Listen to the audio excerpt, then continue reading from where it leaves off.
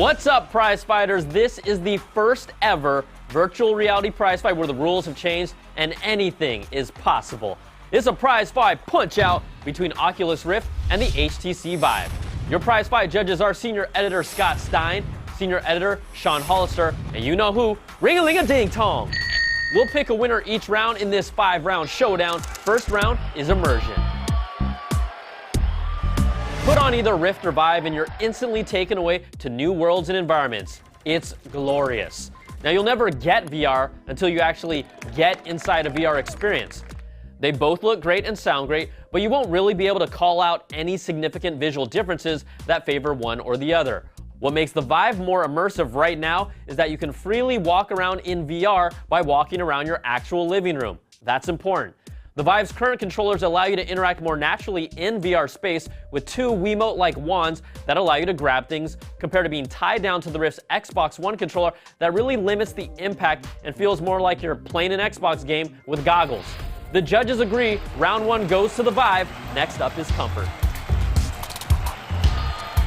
If you're wearing a headset, it needs to feel good, and there are differences between these two contenders. The Oculus Rift just feels better because it's lighter in weight. You're tethered by a single cord, and flip-down headphones are built into the design, so it's a very self-contained piece. The HTC Vive is larger in size and awkwardly just front-heavy. It's not a deal-breaker, but you can tell the difference when you're comparing the two. The Vive's 3-piece cable setup can also get more tangled, and then putting on separate headphones on top of the headset, plus battling those head straps means it just isn't as comfortable as the Rift. Oculus takes round two. Next round is interaction. This one's pretty much a no-brainer. It's the Rift's Xbox game controller versus the Vive's wand-like controls that let you grab and interact with things instead of pressing buttons on a gamepad. The Vive allows you to act more naturally, and this is the biggest difference between these two platforms right now. See, Oculus is working on something better with their touch controls. It's a whole different ballgame. I've used them and they're really as close to reality as you can get, but they aren't available until the second half of 2016.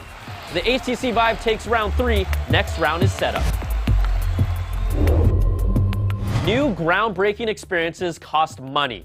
Now, we're including setup because it really makes a difference, and you need to know what to expect when you're jumping into VR. Now, no matter what, you'll need a PC that's capable of running either of these systems, and you're talking about a minimum $1,500 investment just for an entry-level Oculus Rift bundle. That includes the $599 headset in that price and can easily hit over $3,000 for higher-end PCs.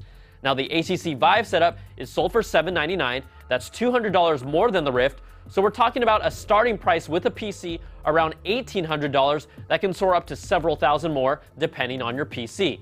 Now, once we get pricing out of the way, the setup is a completely different beast between Rift and Vive. The Oculus Rift is one cable, a simple sensor, and a headset. It's not a plug-and-play experience for your general consumer, but it only takes a few fairly simple steps to get you up and running.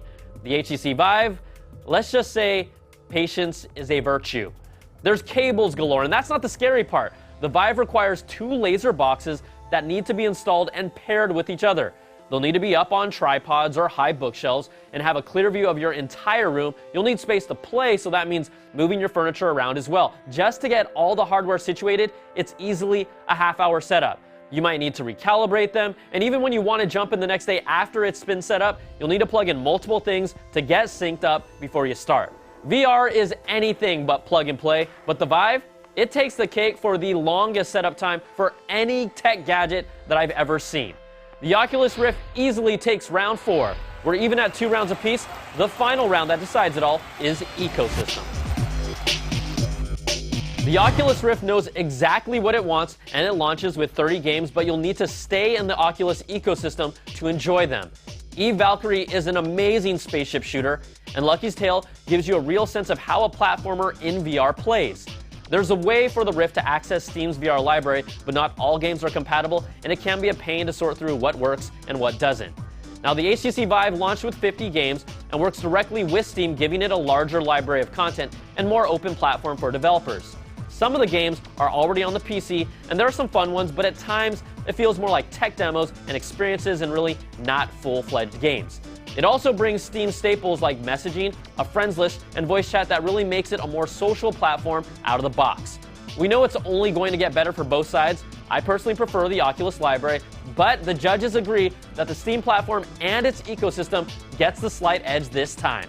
So, in a back-and-forth prize fight, the HTC Vive ends up taking 3 of the 5 rounds and excels at 2 of the most important categories, immersion and interaction, making it your prize fight winner. But don't hold your breath, because that could easily change by the end of the year. Virtual reality is so fresh and new, and it's just scratching the surface, but it's hard for me to tell someone to go out and invest in a setup right now. Myself, I'll be waiting it out. Virtual reality is the future. It will be part of our future, and the future is now. I'm Brian Tong. Thanks for watching, and we'll catch you all next time for another prize fight.